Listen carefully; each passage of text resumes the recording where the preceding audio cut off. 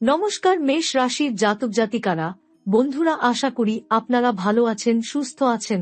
প্রতিদিনের মতো বন্ধুরা, আজকেও আপনাদের জন্য 17 সেপ্টেম্বর থেকে 11 অক্টোবর পর্যন্ত রাশিফল নিয়ে এসেছি। তো চলুন বন্ধুরা, দেখে নেওয়া যাক 17 সেপ্টেম্বর থেকে 11 অক্টোবর পর্যন্ত আপনাদের দিনটি কেমন যেতে চলেছে আর কোন কোন কথাগুলির আপনাকে বিশেষ খেয়াল রাখতে হবে।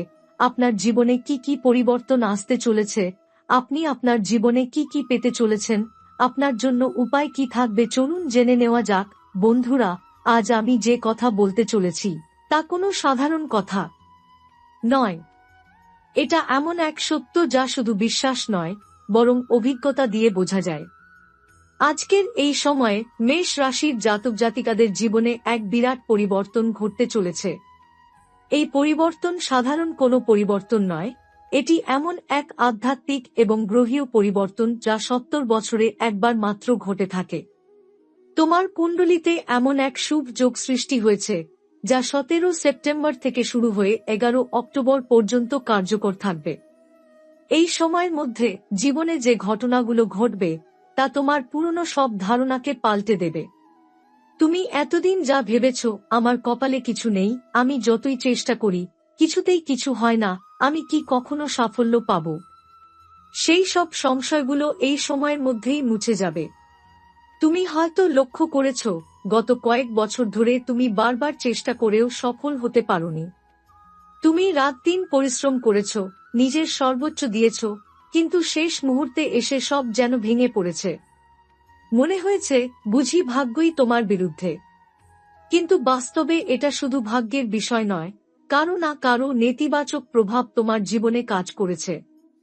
এই মানুষটি তোমার খুবই ঘনিষ্ঠ কেউ হতে পারে, এমন কেউ যে মুখে তোমার ভালো চায় কিন্তু মনে গোপনে তোমার ক্ষতি করছে। তোমার খুশির দিনে যার মুখ ভার হয়ে যায়, তোমার ব্যর্থতা দেখে যার মুখে হাসি ফুটে ওঠে। হয়তো সে তোমারই একজন আত্মীয়, বন্ধু বা সহকর্মী, কিন্তু সে চায় না তুমি এগিয়ে যাও। এটাই বাস্তব, এবং এটা মেনে নিতে যতই কষ্ট হোক, সময় এসেছে সত্যটাকে বুঝে নেওয়ার। তবে আশার কথা হলো, এখন ঈশ্বর নিজেই তোমার পক্ষে দাঁড়িয়েছেন। গ্রহের অবস্থান বদলেছে, বিশেষ করে সূর্য ও মঙ্গলের শক্তি এখন তোমার পক্ষে।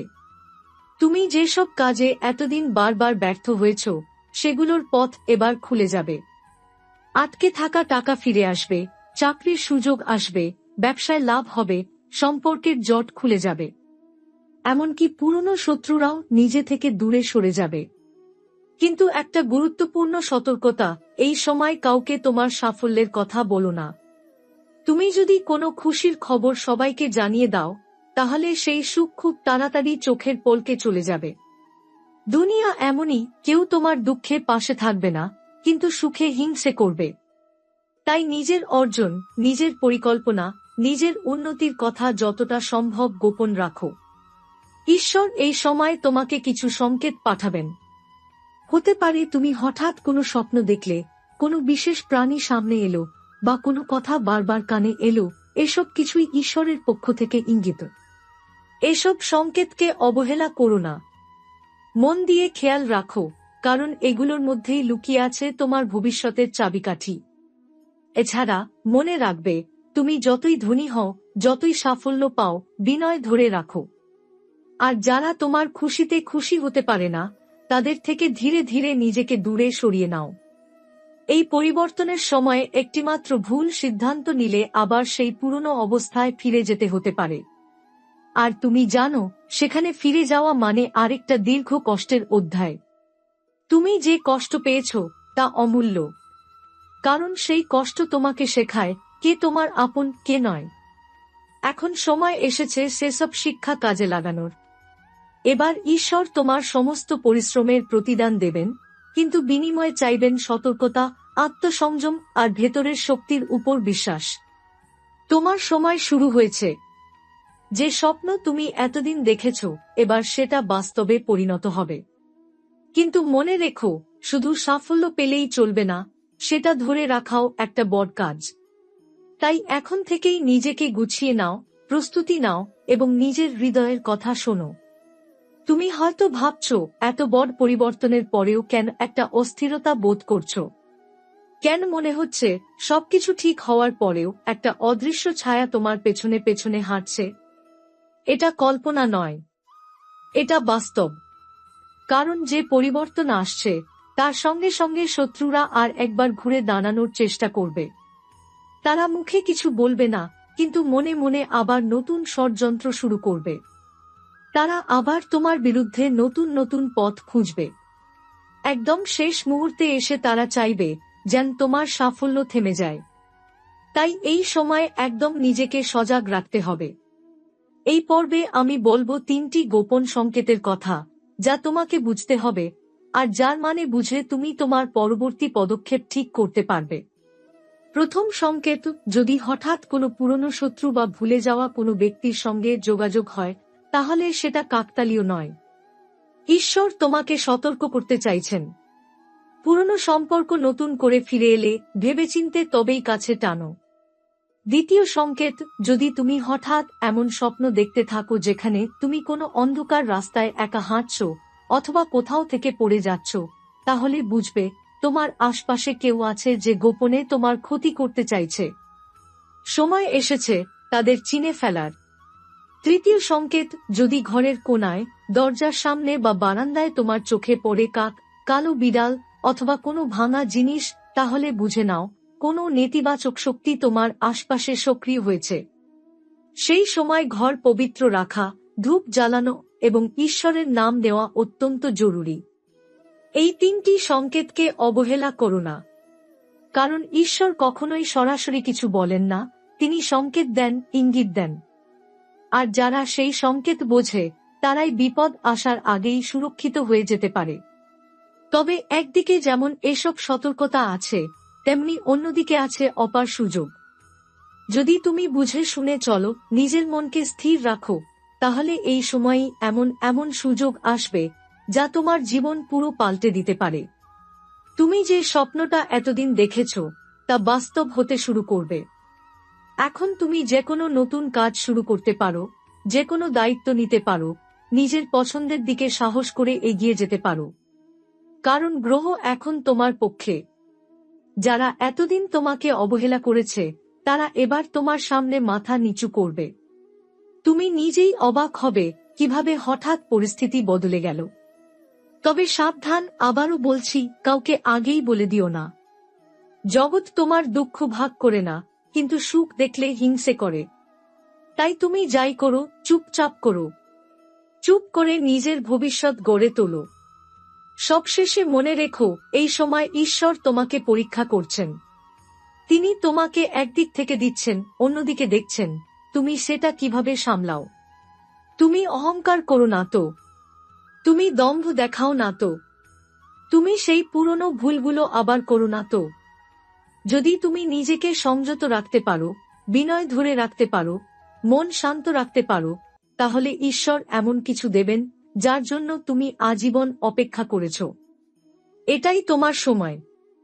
মেষ রাশির জাতক জাতিকার জীবনে এই সময় শুধুই একটা সুযোগ নয়, এটা ঈশ্বরের পক্ষ থেকে এক অলৌকিক আশীর্বাদ। এটা যদি কাজে লাগাতে পারো, তাহলে তুমি শুধু নিজেই উঠবে না, তোমার সঙ্গে তোমার পুরো পরিবার, তোমার চারপাশের পরিবেশও বদলে যাবে। সাহস রাখো, বিশ্বাস রাখো, আর এগিয়ে চলো। তুমি এখন এমন একটা মোড়ে দাঁড়িয়ে যেখান থেকে তো তুমি উঁচুতে উঠবে, না হয় আবার পিছনে পড়ে থাকবে। এখন যে সিদ্ধান্ত তুমি নেবে তা শুধু তোমার নয়, তোমার চারপাশের মানুষদের ভবিষ্যতও ঠিক করে দেবে। গত কিছু বছর, বিশেষ করে শেষ 5 বছর, মেষ রাশির জাতক জাতিকার জন্য কঠিনতম সময় ছিল। নিজের কাছের মানুষই যখন পর হয়ে যায়, তখন আঘাতটা কেমন হয় সেটা তুমি বুঝেছ। তুমি বারবার ভেবেছ, আমি এত ভালো থাকতেও কেন আমার সঙ্গে এমন হচ্ছে। প্রশ্নটা ভুল ছিল না, কিন্তু উত্তরটা এতদিন তুমি জানো না। কারণ সেই সব কষ্ট, সেই সব দুঃখ ছিল তোমাকে তৈরি করার জন্য। ঈশ্বর চাইছিলেন তুমি ভেঙে পড়ো, কিন্তু হারিয়ে না যাও। এবং আজ এই মুহূর্তে তিনি তোমাকে নতুন করে গড়ে তুলছেন। আজকের পর থেকে আর কেউ তোমাকে ঠকাতে পারবে না, কারণ তুমি এবার নিজের শক্তির উৎস বুঝতে শিখেছ। এই সময়টাতে মেষ রাশির জাতকদের ভাগ্যে এক বিরাট উত্থান ঘটতে চলেছে। বিশেষ করে অর্থ, সম্মান ও সামাজিক প্রতিষ্ঠা, তিনটি ক্ষেত্রেই তুমি এক একটা নতুন ধাপে উঠবে। এমন এমন দরজা খুলবে যা এতদিন তালাবদ্ধ ছিল। তবে ঠিক এই সময়ই তোমার শত্রুদের শেষ চাল আসবে। তারা জানে না যে এইবার তুমি আর আগের মতো দুর্বল নেই। তুমি জানো কে তোমার সত্যিকারের আপন আর কে মুখোশ পরে ভালোবাসার অভিনয় করে। এই শত্রুরা নিজেরাই নিজের ফাঁদে পড়বে। কারণ এবার তোমার পাশে দাঁড়িয়ে আছেন মা কালিকা, ভদ্রকালী ও শনিদেব। যারা তোমার ক্ষতি চেয়েছিল তারা নিজেরাই এমন পরিস্থিতির মধ্যে পড়বে যে তারা তোমার কাছে ক্ষমা চাইতেও সাহস পাবে না। এখন কি করবে তুমি? এটা শুধু আধ্যাত্মিক কথা নয়, বাস্তব দিক নির্দেশনা। নিজের অভ্যাস বদলাও। খুব সকালে উঠো, প্রতিদিন অন্তত 5 মিনিট নির্জনে বসে চোখ বন্ধ করে ও নমঃ শিবায় বা ও কালিকায় নম জপ করো। এতে গ্রহদোষ দুর্বল হবে। একটি লাল কাপড়ে 5টা গোল মরিচ বেঁধে শনিবার কোনো পিপল গাছে রেখে দাও। এটা শত্রু দমন ও শনির কৃপা পাওয়ার জন্য অত্যন্ত ফলদায়ী। কারো সঙ্গে ঝগড়া করো না। এখন তুমি যা বলবে সেটাই বাস্তবে হবে, তাই কথার প্রতি খেয়াল রাখো। যে কাজটি তুমি বারবার শুরু করে শেষ করতে পারোনি, এবার সেই কাজেই হাত দাও। তুমি অবাক হয়ে যাবে যে কত সহজে এবার সেটি সফল হয়ে যাবে। এই সময় সবচেয়ে গুরুত্বপূর্ণ পরিবর্তন ঘটেছে মঙ্গল ও শুক্র গ্রহের মধ্যে। মেষ রাশির ওপর বর্তমানে মঙ্গল প্রবলভাবে প্রভাব ফেলছে, যার ফলে তোমার রাগ, জেদ, আত্মবিশ্বাস একসাথে বাড়ছে। একদিকে তুমি সাহস পাচ্ছ, অন্যদিকে হঠাৎ কিছু ভুল সিদ্ধান্ত নিতে পারো।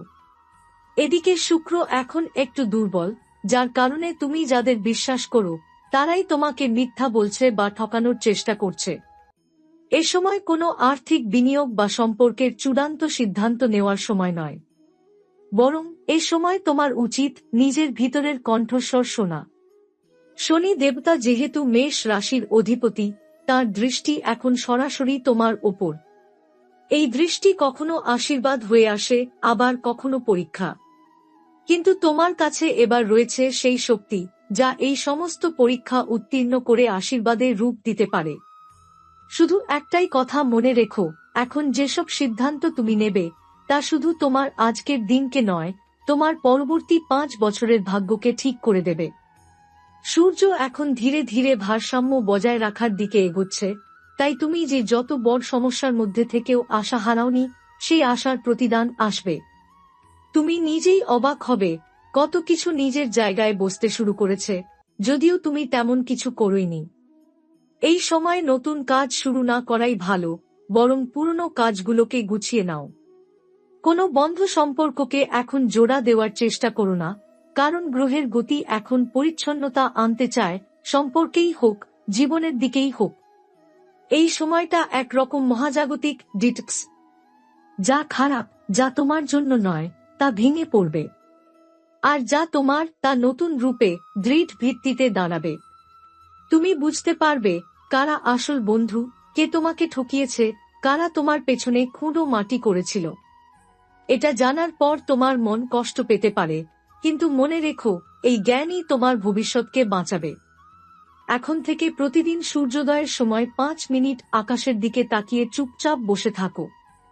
কিছু বলো না, শুধু মনকে শুনতে দাও। তুমি বুঝবে ভেতর থেকে কি বলছে, কি চাইছে। গ্রহের এই গতি তোমাকে শুধু পরিস্থিতি বদলাতে শেখাবে না, নিজেকে নতুন করে চিনতেও বাধ্য করবে। মনে রেখো, গ্রহ কোনো কিছু হুট করে কেড়ে নেয় না, ওরা প্রস্তুতি দেয়। কষ্ট দিয়ে শিখিয়ে পরে উপহার দেয়। তুমি এই পুরো সময়টাতে যদি স্থির থাকতে পারো, আত্মবিশ্বাসে টিকে থাকতে পারো, তবে 11 অক্টোবরের পর থেকে শুরু হবে তোমার জীবনের এক নতুন অধ্যায়, যেখানে ভয় থাকবে না, সন্দেহ থাকবে না, থাকবে কেবল তোমার নিজের তৈরি করে নেওয়া ভাগ্য।